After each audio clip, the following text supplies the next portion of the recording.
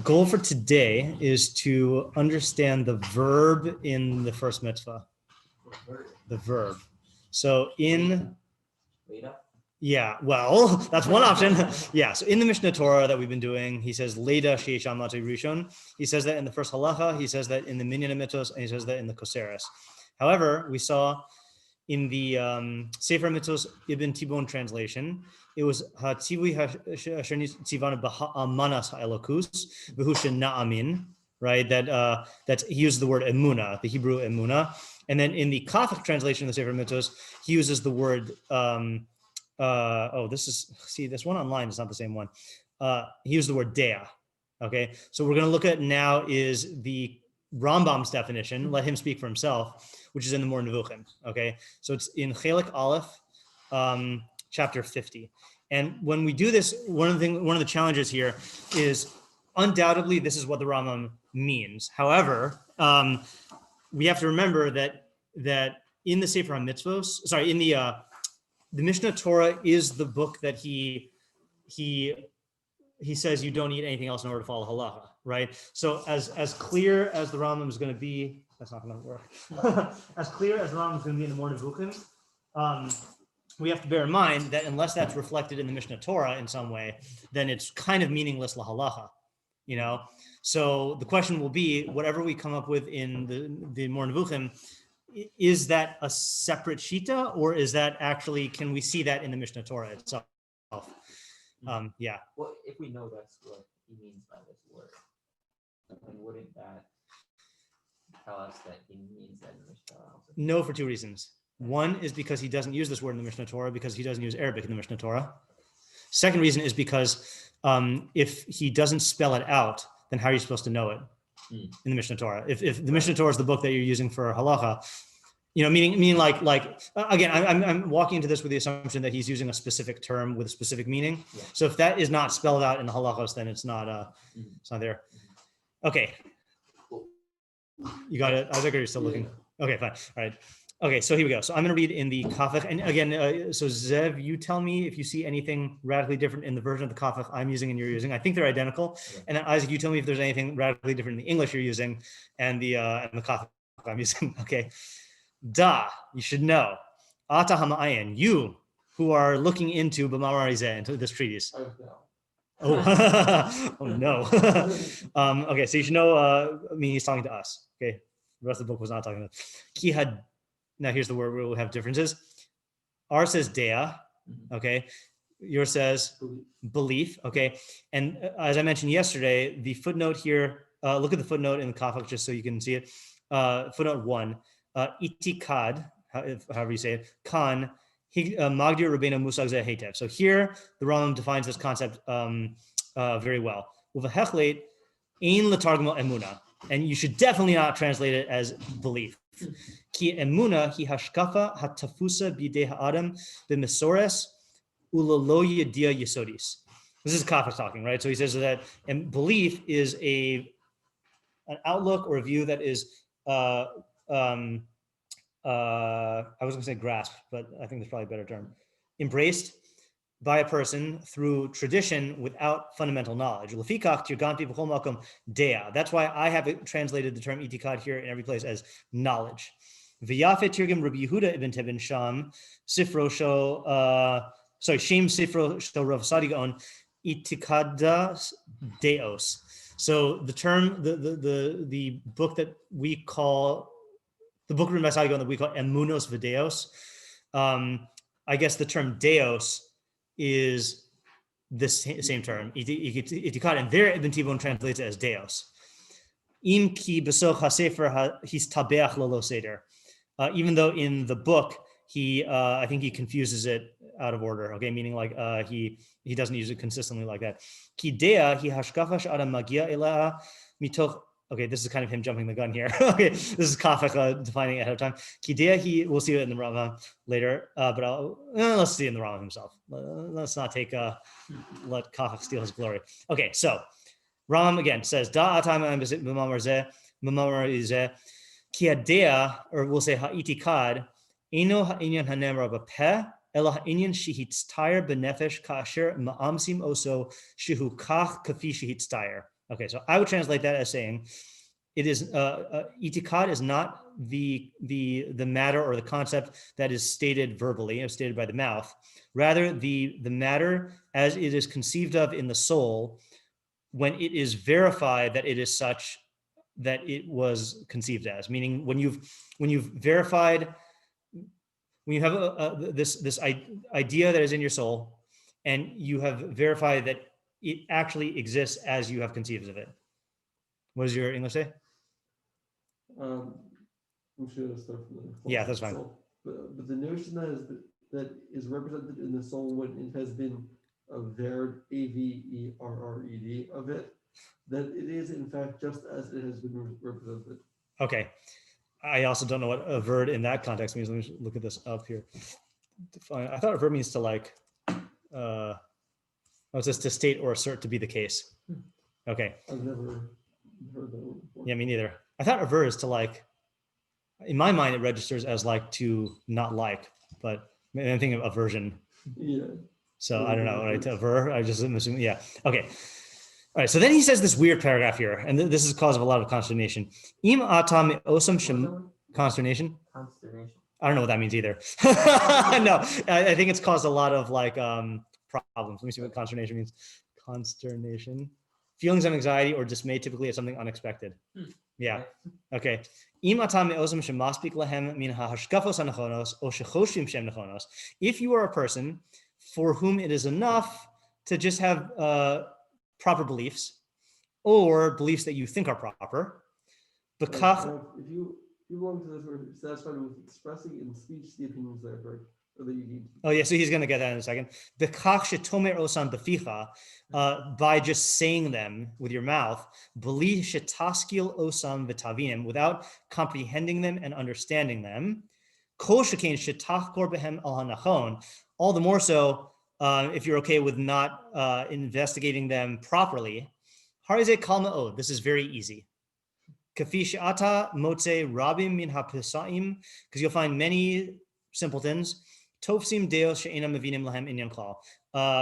taking hold of grasping ideas or professing ideas that they don't understand any concept about at all.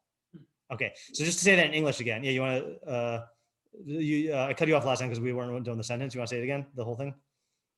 If you belong to those who are satisfied with expressing in speech the opinions that are correct or that you deem to be correct, without representing them to yourself and believing them, and still less without seeking certain knowledge regarding them, you take a very easy road.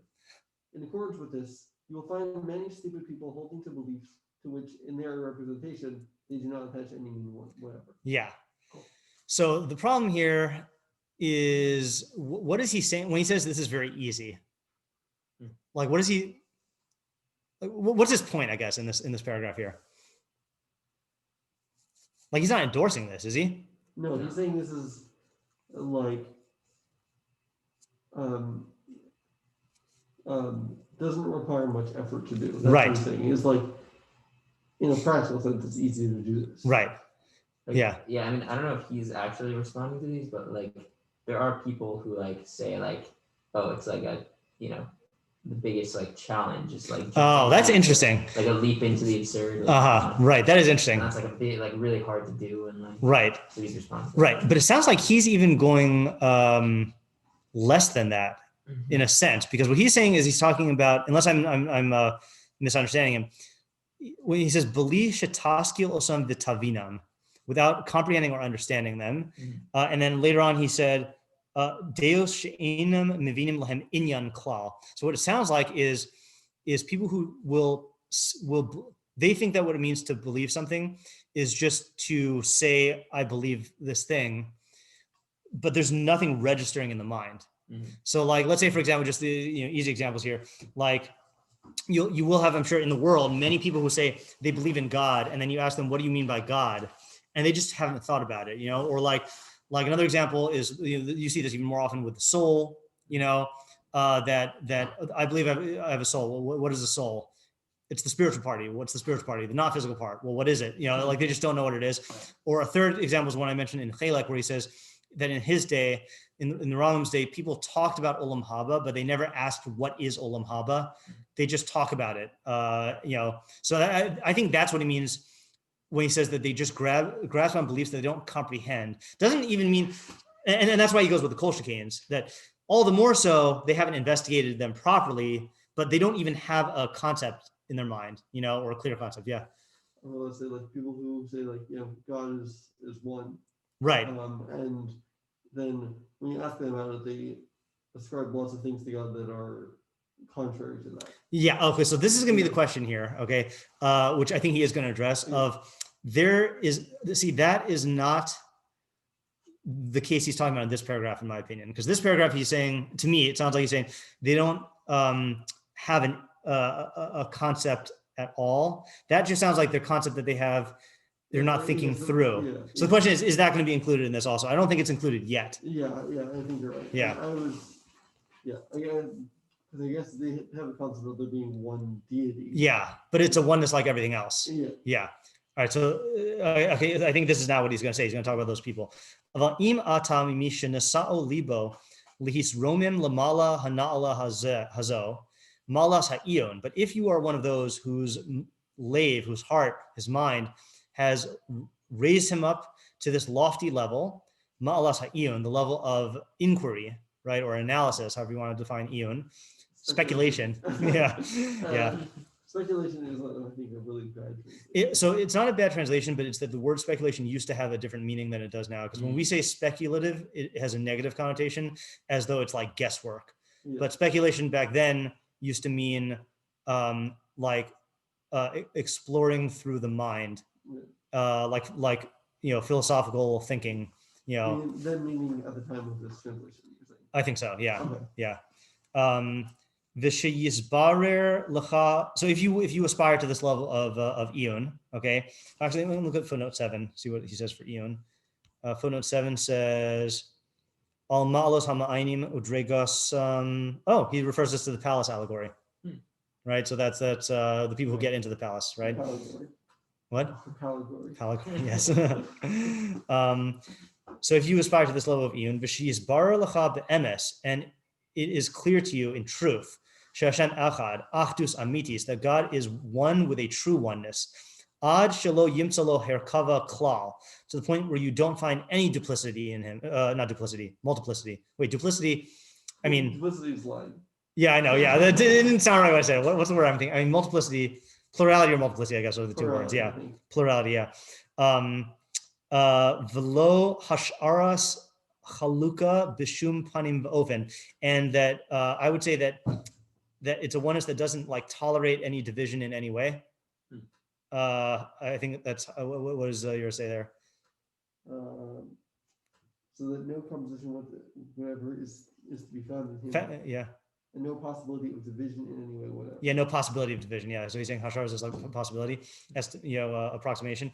In Cain, if so, da she'in lo yis'ala toar atzmi klal. So then, if so, then you should know that God has no essential attributes at all. V'lo b'shum matzav v'inyan, and not in any scenario or manner. Hard to translate these things.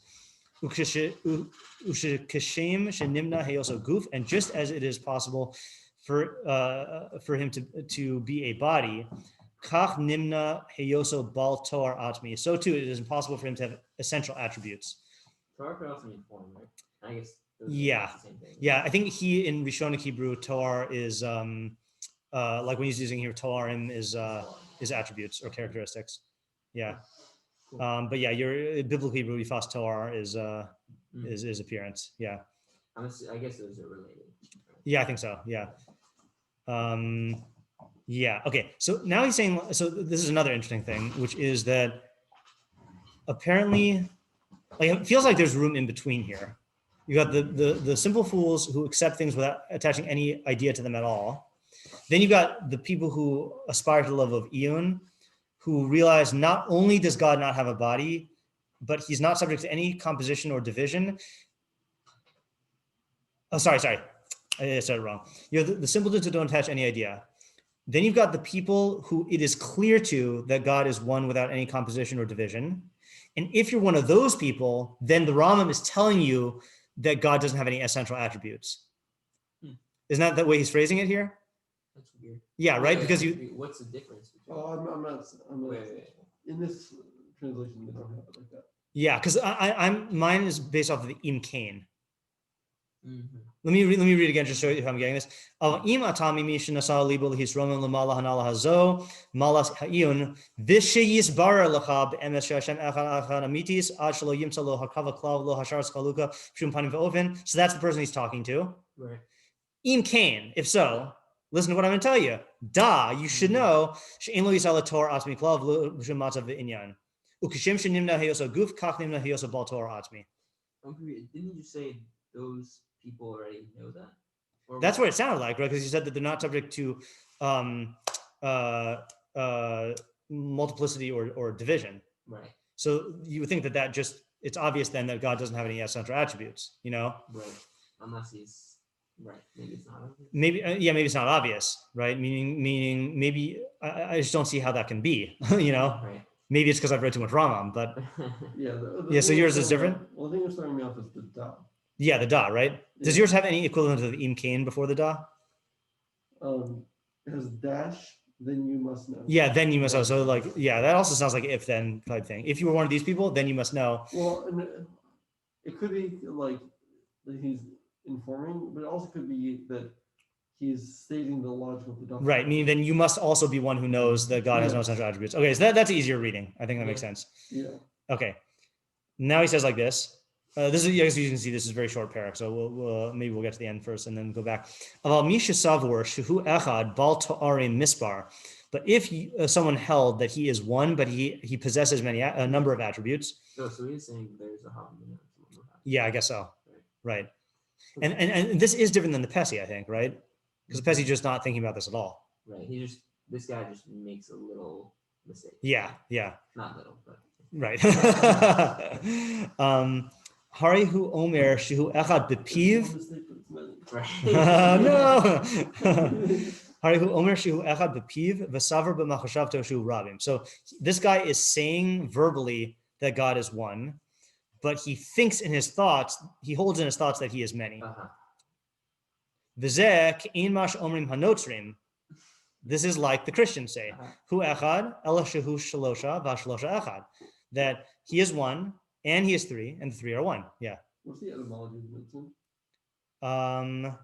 I think I always assumed it was from Jesus of Nazarene, Oh, okay. the Nazarenes, but I don't know. I don't really know, and I don't know what the etymology of Nazarene is. Yeah. I feel like notes are it sounds like a verb. I mean, it is also a verb, which means to guard, but I don't think that's why we call them Notre. I don't know. Okay, right. So if you hold that God has essential attributes, then you're no different than a Christian. Yeah. Cool. This resembles what the Christians say. Says how to phrase this. Isn't that what I said? Oh. What did you? I think that you were saying that he said you're no different than a Christian. I mean, it's the same mistake, but I thought it was a very different translation. Oh, I was saying that, but he says Zek Ein Mash Omrim Hanotim. This is like what? Yeah, right.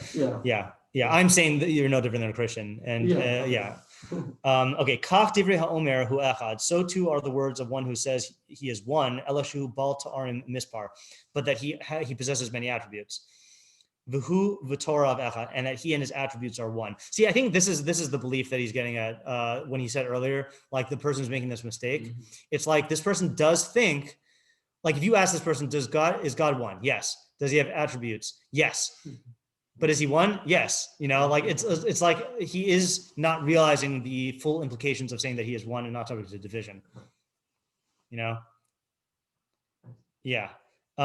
So he says, anyway, let me back up for a second. Kach divrei haomer hu echad elashu bal Torah mispar hu v'torah echad. So too is the one who says that he is one and that he has a number of attributes and that he and his attributes are one. Im siluk hagshamus ukvias hapashtus hamuchletas. Along with the removal of physicality and the establishment of absolute simplicity. Meaning that they are, meaning this is another element of the contradictions. They say God is absolutely simple, meaning that he is not complex, yet he has attributes. You know, Ki'ilu matarasenu v'chakirasenu enam elaheach lomar loheach likboa b'libeno. As if our entire goal of our analysis is only to know what to say and not what to establish in our minds. Okay. now he reiterates his definition. Okay, and this is a fuller form of his definition of itikad. The in kvias itikad. I'm just inserting that word there. Ki im la'achar haskala. Not the haskala movement. Chas v'shalom. There's no establishment of itikad except after comprehension. Ki kvias ha itikad hi imus ma shehuskal. That the establishment of itikad is the verification or the confirmation of what one has of what one has comprehended. This is affirmation. Affirmation? Interesting. I'm saying imus is verification because from the shores of emes. Yeah. What's the benefit of? Well, hold on, let me finish the sentence. So, ki kvias ha-itikad hi imus ma shehuskal shehu gam michutz lamachshava kefi shehuskal lamachshava. That's the full definition. That it is the verification of that which one has comprehended, that it exists outside of one's thoughts as it has been comprehended in one's thoughts. Right. And I have a and then one more part. V'im hu sagzeh im itikad zo shelo yitachen hefech ha-yediah hazo klal. If in your grasping of this belief or this itikad, it is not possible for there to be the opposite of this belief, meaning if it's so firm to you that you can't conceive the opposite, and there's no room in your thoughts to push aside this belief, and there doesn't remain any possibility, there's no possibility at all of its opposite, then this is, I think it means, I don't know if he means it's nachon. I think he means like then the belief is right or firm. What does he say there? Then the belief is certainty. Okay, fine. Yeah, what do he say, Zev? I mean, what's the benefit of defining this word? If except I don't know. What's the? Is it just to say this idea that there is a concept like this? I mean, he's saying that this is really what we're striving for. Foreshadowing. Yeah, right. And that's why he puts it in terms of paths. Like if you want the path of knowing what to say, so then you're just going to be a fool who's outside of the palace, and that's going to be very easy, and you're going to have a contradictory beliefs. You're going to be like a Christian. Okay. I think so. He's just describing a word to that. I think that. I think that the first group is not the same as the Christians. You're right. They're worse than the Christians. The first group is the people who really are outside of the country, I think, in the palace allegory, right? They don't have any belief at all, right? The Christians are the people who are in the country facing the opposite direction. Right. Yeah. But this also sets up a standard, though, right? What exactly are we striving for? So we're striving to, I mean, that's why that full definition is the important one, is to gain knowledge of our beliefs and verify them to the point where what exists outside of the mind, where we're convinced that what exists outside of the mind is what exists in the mind. I have an example of this in the blog post I wrote about it. So I just want to read this because this is good. So this is my footnote 5 in the post called, what is it called? The Mitzvah of Emunah. So I wrote, an excellent example of the difference between mere knowledge and Emunah can be found in the career of Albert Einstein. Timothy Ferris, in The Coming of Age in the Milky Way, not to be confused with Tim Ferriss, whose podcast is very good. This is Timothy Ferris. Records an anecdote which illustrates Einstein's Emunah in the theory of general relativity. So here's, now I'm quoting his footnote. So it says, Einstein once astonished Ernst Strauss by saying of Max Planck, the father of quantum physics, he was one of the finest people I've ever known and one of my best friends, but he didn't really understand physics. When Strauss asked what he meant, Einstein replied, during the eclipse of 1919, Planck stayed up all night to see if it would confirm the bending of light by the gravitational field of the sun. If he had really understood the way the general relativity explains the equivalence of inertial and gravitational mass, he would have gone to bed the way I did.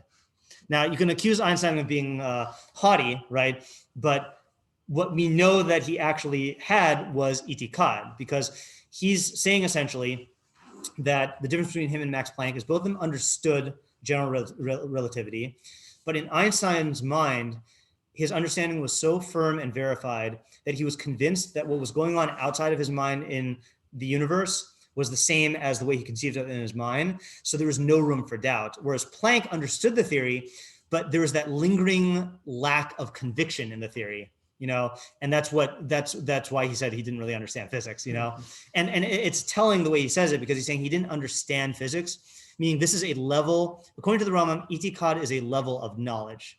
So there's knowledge where you have a concept in your head, But then itikad is where you know that it is true to the point where you are convinced that it exists outside of the mind the way that your mind conceives of it. And that's why I think the best word for itikad is rational conviction, because it is not the same thing as emotional conviction, where you just believe because you feel that way or you make yourself feel that way. But it is an emotion. It is conviction. You are convinced, but it has to be rooted, stemming from your knowledge. Right. Yeah. Okay. Were you going to say something earlier? Or did I? No, you asked your question. Yeah, you said, yeah. Why does he feel the need to say this? Yeah. All right, let's finish this off and then see if we can see this in the Mishneh Torah. Okay. Now this is a very interesting line here. The kasher tispashet min hatavos v'ha hergelim.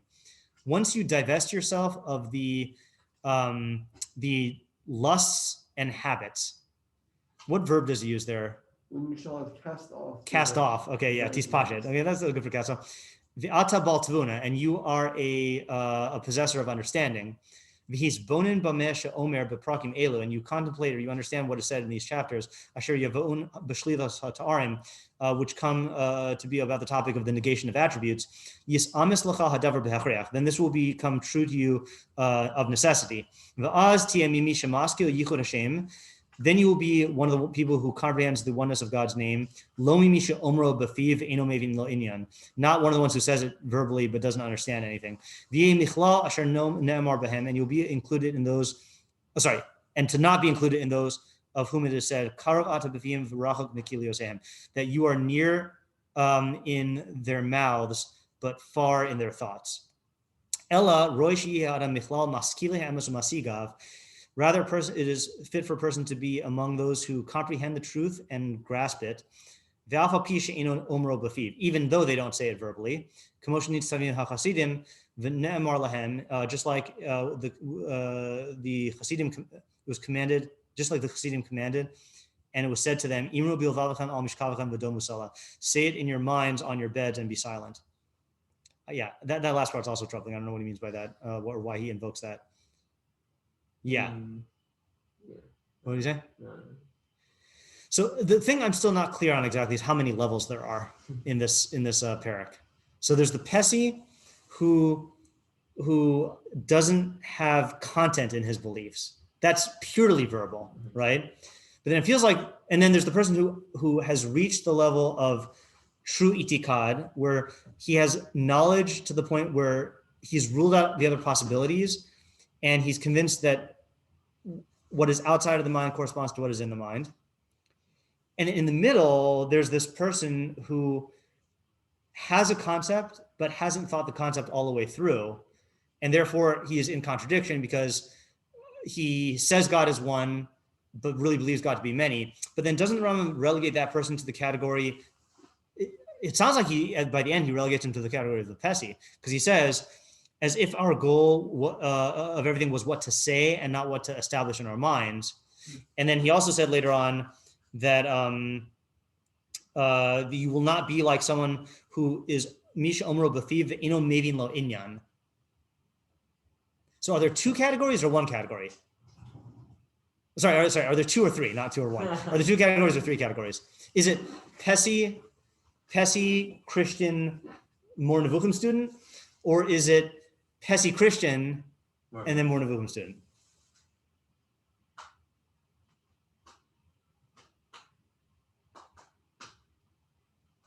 Well, the Notzim still are just saying things, and they don't really understand. Like, they do have some, like, there is a image in their mind, but there's no idea. Like, they don't know what they're saying. They just have. So that's another question: is what is it that they believe? Because I would say they believe in a God with attributes. Right. But they think they believe in a God who is absolutely one and simple and has and is three, like. Yeah. So maybe you could say that vis-a-vis the true idea of Yichud Hashem, then they're just saying it. Then they're no different than the Pesi. Because they don't grasp any inyan to that. Because if they did, then they would see the contradiction. So there are really only two groups. Yeah, it's a further stage of the first group. Yeah. First group is almost better in the sense that they're a blank slate, whereas the Christians and the attributists think that they are believing in the right view, but they're actually not. They're actually believing in something else. That's why I would say that in the palace allegory, they are in two different groups. The Pessi is outside of the country, and the Christians are in the country facing the opposite direction. And the more that they think that they're going towards the palace, the more they're going away from the palace. Yeah, well, I guess I'd say the fundamental difference between the first group and the third group, between the Pessi and the Christian, is that the first group they're not trying to figure out what they mean by what they're saying even. Yeah. Whereas the Christians are. That's true. Right.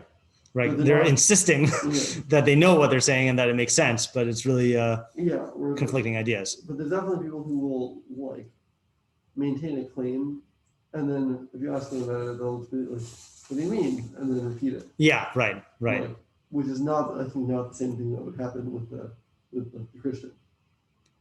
But isn't that what they do though when they that they say, "Oh, God is one, and God is three, and three is one."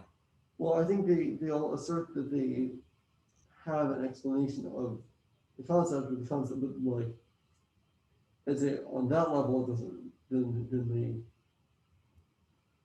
Because like if you take like Friar Paul's thing, right, in the disputation with the Ramban, like he does try to explain it, but then at the end of the day, he just kind of throws up his hands and says like, no, he's one and he's three and the three are one, and like it's deep. It's very deep, you know.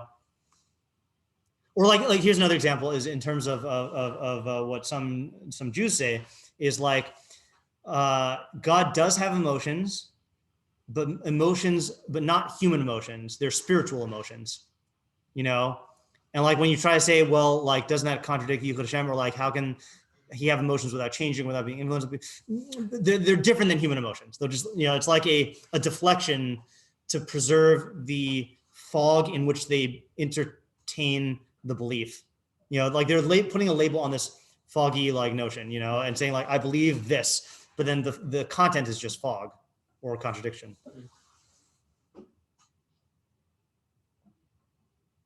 Like I am still acknowledging that there is a difference between the Pessi and the Christian in terms of, again, what I'm saying in terms of the palace allegory. But in terms of our parak, the Pessi saying, I believe in God and having nothing in his mind, like no clear concept, and the Christian saying, I believe in a God who is absolutely one, those beliefs are the same because the Christian doesn't have a concept of absolute unity in his mind. He really has a concept of a God with of three gods in his mind. Yeah. Okay. But he's saying that he has a concept of one God, just like the Pessi saying he has a concept of God. Yeah. So I guess I'd say the same general phenomenon is available with them, but when they both say that they believe in God, yeah, I think the like the Christian is like one level removed from that thing, meaning when he says he believes in God, then he's in a certain sense he's in the good category, but when you ask him about any aspect of that, then he's in the best category. Why is he not in the Pessi category stam even before you ask him about stuff? Like the end of the day, isn't the Pessi saying, I believe in God, and then he doesn't have that concept of God, and then the Christian saying, I believe in the God who's one, and like there's the concept of a true oneness is not registering in his mind. Yeah, I'm saying it's in the concept of the true oneness. That's right. That's the area that he's equal. Yeah. Right. And then when you ask him about it and he starts talking, so then that reveals the fact that he, like in other words, if you just ask them that question, do you believe in Hashem Echad? You would not be able to distinguish between a Pessi and a Christian. Yes. Then once you start talking, the Christian is now going to start asserting, I believe in a God who's three. And that's one step, what you're calling one step removed. Whereas the Pessi is not falling into that trap. No, I'm saying that when you ask him, let's say,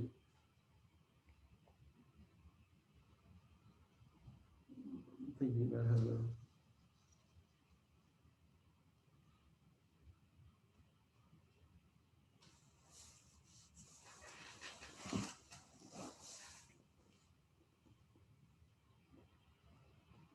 While we're, sorry, I guess I can't say while you're thinking, but I don't know how long to give you to think. Yeah. Going back to what you were saying about how, like, who's he speaking against, or like, who do we see this? Where do we see this in the world? It is interesting because you do find people who will say, like, don't have to complicate the average Jew with these philosophical concepts of God's oneness. Like, the simple Jew says Shema Yisrael, and like that's enough to get him like to say that he's believing the true thing. And that's where the Rambam is really like speaking directly to that guy. So what you're saying is that the only important thing is that you're saying the right things, because that simplistic notion of Hashem Echad is not belief in our God. That's saying the same words that correspond to belief in our God, but there's nothing registering in the mind. I think that's why he's putting so much emphasis on the verbal. The verbalization of it, because at the end of the day, if you try to make the argument that the Pashto Yid who just says Shema and thinks it means that there's only one God, that's essentially what you're saying, because his mind, he is close in his mouth and far in his thoughts, And so if you're advocating for that type of, if you're saying that that's what Judaism is demanding when it says you should have Emunah, essentially that's what you're saying, is that you should be sure to say the right things, not actually think the right things. Right. Yeah. So I guess what I'm saying is the point that I'm trying to make is I think this is subject to gradation. Like I think degradation. No. I think someone can like be partially in each category in terms of their belief in something. Mm-hmm. Meaning, let's say a person who, let's say, recognizes that, let's say a person who, let's say not like a Christian, let's say that recognizes that, like having God be multiple deities is not, like doesn't make any like that's not. Like they have a certain knowledge of, I'd say they have knowledge about God in terms of that, but but if they ascribe, let's say, I can't think of any examples offhand, but let's say like specific attributes to God that are, let's say, reflect that they don't understand what the concept of that attribute is or something like that, then they're not this, like I'd say they're not the same as the person who says that like God is one and have no concept whatsoever in their mind. Like they're definitely lacking in a very real way, but they're not. I'm saying I think there's like a spectrum. Does that amount to something different than plugging in these people into the palace allegory? No, what I'm saying, but like I think because the palace allegory, one of the virtues of it is that it has quantitative differences and qualitative differences. Yeah, and so I'm saying that. Yeah. Right. Like I think it's not like people are in one category or another category. Right. Yeah. Okay. Good. Okay. So now should we go back to the Mishneh Torah? Yes. Okay. So now the question is. Let's partially do it. Question is is if the Rambam was serious in the Sefer. If the Rambam was serious in the Sefer Mitzvahs when he says that the mitzvah is to have itikad. Oh, yeah, did you say that? Yeah, Sefer Mitzvahs. Oh, the Sefer Mitzvahs, Yeah. Sorry. Yeah, right. Yeah, because in the Moreh Nevuchim, he's not talking about mitzvah, the mitzvah itself. Right. Like if you just had the Moreh Nevuchim, you wouldn't know what the mitzvah demands. Yeah. That's it. Yeah. So in the Sefer Mitzvahs, he says that, and so we're going to assume, again, there are all these like.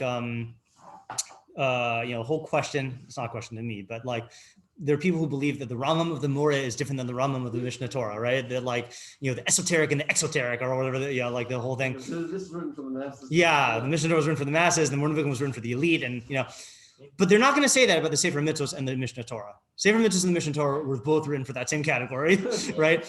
And given the fact that the Rambam did repeatedly go back and edit his previous works, including the Sefer Mitzvos, including the Pirush Mishnayos, so it is unlikely to say that he changed his mind when, that like he formulated the Mitzvah and the Mishneh Torah as entirely about yediah, but in the Mishneh Torah, in the Sefer Mitzvahs, it was really like a different level of Emunah, So we have to assume consistency there at least. So now you've got, again, if the word used in the Sefer Mitzvos is the same as the word in the Moreh Nevuchim, and the Sefer Mitzvos and the Mishneh Torah have to be in line with each other, presumably the Moreh Nevuchim and the Mishneh Torah have to be in line with each other. But if he doesn't say that, so then how is one supposed to know it if he says the only thing you need to follow halacha is the Mishneh Torah? Right. So apparently you can get this idea from the Mishneh Torah. That everything's pointing to that. So the question is, where do we see this in the Mishneh Torah?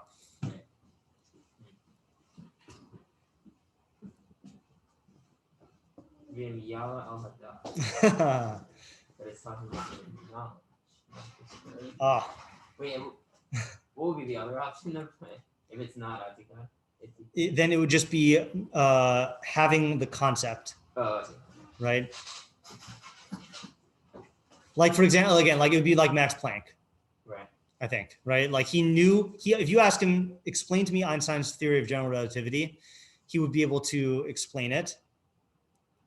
So he has that yediah, unless you're going to say that that's not even yediah. See, maybe you can say that okay, so maybe Kafach is right. Meaning, maybe you can argue that it's not really yediah if it is just, if you're not actually convinced that it's real. So the mitzvah is to have yediah, to have knowledge that God exists, and being able to conceptualize, like for example, I could conceptualize a unicorn, but that's different than knowing that unicorns exist, right? I wouldn't say I know unicorns exist because I don't hold that they exist. I differentiate between the concept in my mind, and I say that concept, which I can articulate and define, has no real world corollary, whereas knowledge, when to say that God exists, implies two things. It implies that you have a concept, and that concept is something you are convinced exists outside of the mind as it exists in your mind. Now, there are gradations within that, meaning the person, for example, who's relying on Torah Sinai, and the person who has established this through speculation, right? They both have knowledge, but the speculation is going to be much stronger because, like the Rambam says at the end of the Moreh Nevuchim here, that he says, when there does not remain any room for any other belief, the person who's accepting it based on Sinai does have room for other beliefs. Because if you told him, oh, that's not what the Torah meant, the Torah means this thing, so then now his mind shifts. But if someone has proven through like logical, philosophical proofs or whatever that God exists, then there is no room for the opposite. So then the mitzvah would involve having the correct concept of what we mean when we say Hashem, which is Matzah Rishon, et cetera, and all these points that he makes here. But not just having the concept, but actually being convinced that there exists an existence that corresponds to that concept that is in your mind, whether through Sinai or through proof. What? Sheyesh sham. Has to be the yesh, right? Meaning, for example, and just to say this in like a cutesy way, you can't. I thought you were gonna take that animal. Whose is that? Oh, okay, it's quite a thing. What was I gonna say? For example, if Chabad set up, like they have like tefillin stations where they grab passersby and then put tefillin on them. You can't do that if you just had a Hilchos Yesodei Torah, right? You can't just like go, hey, fellow Jew off the street, Matzah Rishon, you understand what I'm saying? Yeah, okay, good. Nimsa, yeah, you understand what I'm saying? Good. Okay, good. We're Yotze, like, because that person would have the concept but not be convinced that there is a reality that corresponds to that concept. Right. So that doesn't prove that it's atikah, right? It does. It does. Yes, that's what I'm saying, because I'm not itikad, was it? I'm not convinced that. Okay, because itikad means that you are convinced that what exists outside of your mind corresponds to that which is in your mind, As opposed to belief. Sorry, not belief, or whatever the word is. Like a mere well, okay, as opposed to the verbalization, like affirmation, as opposed to affirmation, which is what the Rambam was saying. Yeah, it's definitely not that, right? Yeah. Well, I mean, none of those translations, Emunah wouldn't be just affirmation. No, but I think when people do, what people practically mean when they say belief does amount to that, or can amount to that. I'm not saying that that's the only meaning of belief. Like, I think you could, if you when you say belief, then you understand it to mean what the Rambam means, then that's fine to use the word belief for it. But like, let's say like in certain sects of Christianity or in an Emunah Pshuta type framework, then it is like, it's like it is an internal affirmation. It's just like a feeling, like it's the opposite of itikad, because itikad is that I am convinced that which my mind has apprehended exists in reality. And this type of affirmation is like, it exists in reality because I affirm it, or because I feel it. Right, it's the opposite. Yeah. I think there's a cleaner way to say the opposite. The whole hundred's in here.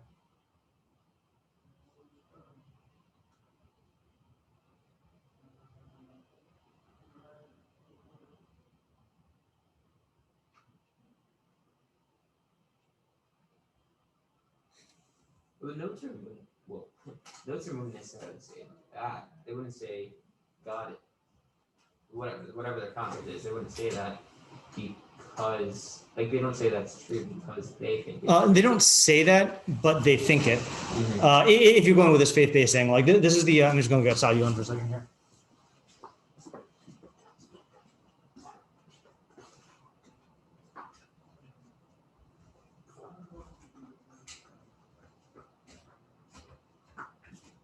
You know what I think the best Briar is? What?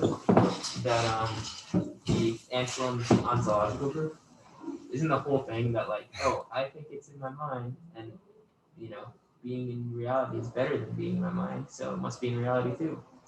I don't think that's what he actually. Based on my understanding of his proof, that's not what he is claiming. Okay. Yeah. I think the best translation for itikad is opinions. Look at.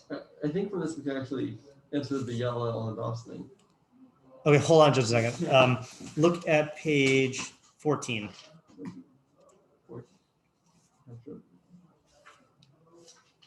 So after 13 and before 15. 40 pages. Okay, so he says, and now we have finished expounding as much as we felt it desirable the matter of resolving uncertainties and doubts. It behooves us to explain what is meant by belief. So this is wrong 14. Oh, okay. I'll specify Arabic numerals next time. Okay, so now that we have finished expounding, okay, so he's going to explain what he means by itikad, okay, by belief. We say that now this is going to be a weird definition, okay, but then he'll explain. We say that it is a notion that arises in the soul in regard to the actual character of anything that is apprehended. That part's fine. I mean, that part's like somewhat consistent. But this is what it gets weird. When the cream of investigation emerges and it is embraced and enfolded by the minds and through them acquired and digested by the souls, then the person becomes convinced of the truth of the notion he has thus acquired. Say what? It sounds like an odd recipe. Yes. Yes, fold it in. He then deposits it in his soul for a future occasion or for future occasions in accordance with the statement of scripture. Wise men lay up knowledge, but the mouth of the foolish is in imminent ruin. Mishneh. And it also says, receive, I pray thee, instruction from his mouth. Okay, so, that part is not so clear, but I just want to read three more paragraphs. Or no, four, whatever. Now, beliefs fall into two categories, true and false. A true belief consists in believing a thing to be as it really is, namely that much is much and little is little and black is black and white is white, and that what exists exists and what is non-existent is non-existent. A false belief, on the other hand, consists in believing a thing to be the opposite of what it actually is, such as that much is little and little is much and white is black and black is white, and that is what exists is non-existent and what is non-existent exists. Okay, so that's just defining truth, right? What we mean by truth, okay? The praiseworthy man, wise man, is he who makes reality his guiding principle and bases his belief thereon. Notwithstanding his wisdom, he relies only on what is deserving of trust and is wary wherever caution is in order. The reprehensible fool, on the other hand, is he who sets up his personal conviction as his guiding principle, assuming that reality is patterned after his belief. Notwithstanding his ignorance, he trusts in what should be shunned and shuns what is deserving of trust. All this is borne out by scripture, which says, a wise man feareth and departeth from evil, but the fool behaveth overbearingly and is confident. Now, this is the point I wanted to get to also. To this last observation, I must append the expression of my amazement at the view of certain people who, being slaves, yet believe they have no master, and who are confident that any object, the existence of which they deny, must be non-existent, and whatever they declare to be in existence is so. These individuals are so sunken in folly so as to have reached the very, now I was taught to say this nadir, but apparently it's nadir, the very nadir of mental deterioration. That's an English word? Yeah. Low point. If they be right, this is my favorite part. If they be right, let him among them who has no money take it into his head that his coffers and chests are filled with money, and see what it would profit him. Or let him believe that he is 70 years old when he is only 40 of age, and see what good it would do him. Or let him assume that he is sated when he is hungry, or that his thirst is quenched when he is thirsty, or that he is covered up when he is naked, and see what would happen to him. Or let him among them who has a vicious enemy believe that his enemy has died, perished, with the result that he no longer takes precautions against the latter. But oh, how quickly he will be in such a case overcome by the misfortune of which he was not sufficiently apprehensive. So, yeah, so that's what I think, what I meant with the Christians is, if you ask them, do you hold that because you believe it, you're believing it makes it true? Right. They'd say, no, of course not. I believe it because it is true. But he's saying what is actually going on in their head is that they're saying that based on the strength of their feeling, then this must be true. You know? Is that the case by every false belief? By every false belief. I mean, he's certainly saying it, well, okay, every false belief is false because it doesn't correspond to reality, right? But you could have a false belief that's different than being a reprehensible fool. Because reprehensible fool is setting this up as a criterion of belief, right? Like if I think that that a certain medicine works, and I'm relying on like a false study, I'm not like going around feeling that because I believe it, then it must be true. Mm-hmm. You know, I just made a miscalculation or I'm relying on bad data, you know? Right. But like this fool is basically, and that's why he's bringing these common everyday examples, is like you can think that, like you can be very convinced in your religious beliefs that I believe it and therefore it must be real, you know? But you would never do that in your practical life. You would never just say, I believe that I'm full, so I'm not going to eat, right. You know? So you were saying you're not convinced that that this is what the Rambam means? Not really. Okay, so let me say it one more time, and you tell me where the mistake is. No, the not really was that. I was not really. Oh no, you're not really saying that. Oh, okay. Yeah. Yeah. So just to sum it up, then. Yeah, it was like 90% joke. Oh, okay. Well, there's still 10%. Yeah. Well, I thought about it and I resolved 9%. Oh, okay. Oh no. But you gotta wait for the eclipse. Yes. Right. Yeah. So the Rambam, again, the question we began with, what is the unity in the Sefer Mitzvos and the Mishneh Torah? Where in the Sefer Mitzvos he uses the word Emunah, or translated as Emunah, itikad, and in the Mishneh Torah he uses the word yediah. So once you understand that itikad means being convinced that that the notion in your mind exists in reality, or the thing that you are apprehending in your mind exists in reality just as it exists in your mind. So that is a certain shear of knowledge. That's a certain measure of knowledge, that not only is it knowledge to the point where you can like spit it back on a test, but you actually, you are convinced, you have conviction in your knowledge, you know? So therefore, when he says in the Mishneh Torah that you have to know that God exists, and then we said yesterday that the first paragraph is defining what we mean by the independent existence, and then paragraph 2 is saying that recognizing that this is a reality, that this is a different kind of reality this existence has than a regular thing, and then paragraph 3 is connecting it to the real universe, the real world, through the prime mover argument or whatever you want to say that is. So then, and maybe that's why that step is important, because without halacha hey, right, then the notion in your mind might not have any bearing on reality. Well, you can still say, I think it's true, I just don't know why. Right. I suppose so, yeah. I guess you could get that from Torah Sinai. Yeah. Right, yeah. But it would definitely add to the conviction. Yeah, definitely add to the conviction because you'd be seeing it. So I guess that's the question then is, because I know in Rabbi Chait's year on Yesodei Torah from the 70s. So I don't know if he like, if this is like outdated or whatever, but he, at that time, he did say that you have to be able to see it from the universe. And that's why the Rambam included this. I don't know if that is, so in other words, like this, two candidates for why the Rambam includes this here. One is that you need to see it from the universe. And this is a way to do it. Mhm.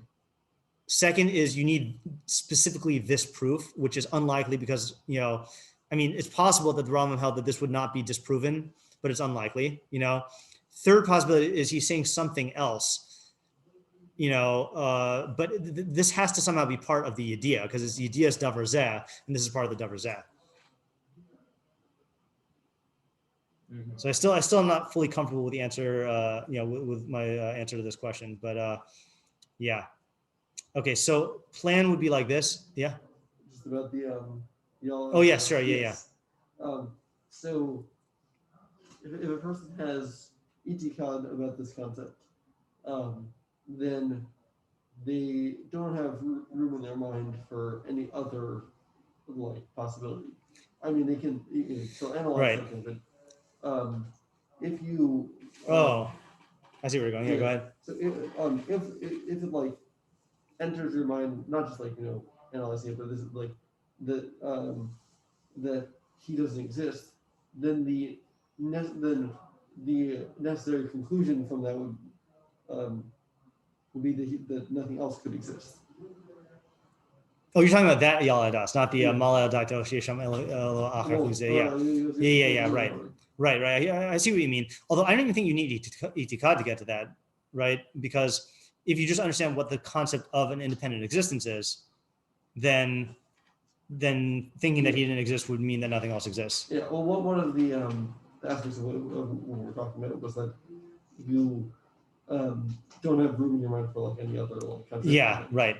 So if any of these other things would take hold in your mind, then the deduction based on your concept would be that you'd have to say that if he didn't exist, nothing else would exist, and you'd have to say that if nothing else existed, he'd still exist. Yeah, I'm still feel like I'm missing something that you're saying. That the part of the full understanding of this concept is that if you were to like think that